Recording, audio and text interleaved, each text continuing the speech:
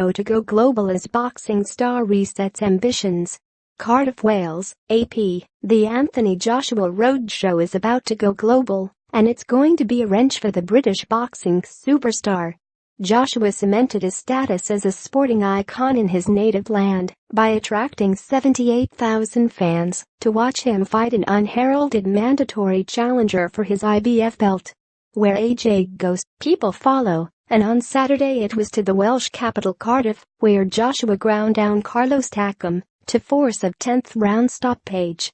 Since becoming heavyweight champion in April 2016, Joshua has fought at 4 different British venues: London's O2 Arena, 16,000 fans; Manchester Arena, 21,000 fans; London's Wembley Stadium, 90,000 fans; and Cardiff's Principality Stadium, 78,000 fans, Anfield out each one.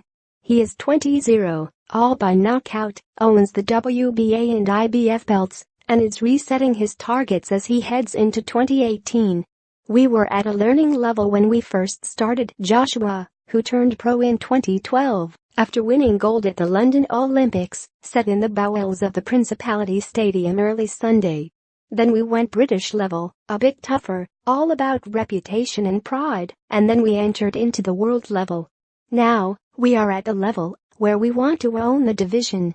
And that likely means growing his brand, a term used by Joshua's promoter, Eddie Hearn, by fighting abroad, most likely in the United States. Joshua's epic victory over Vladimir Klitschko at Wembley in April rocketed him into boxing's global consciousness, with 2 U.S. television networks broadcasting the fight. His style of boxing, spectacular, explosive, is proving a big pull and should win over U.S. audiences when he eventually crosses the Atlantic to fight there for the first time. Expect that to happen next year. At the moment, Hearn said, when asked where the money is in heavyweight boxing. But if you get it right, then in America. I think we need a clear plan moving forward. Every show is iconic with Anthony.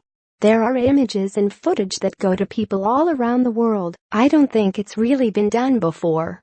To go to another country, and maybe into a 3,000 or 4,000-seater arena, just for a bit more money.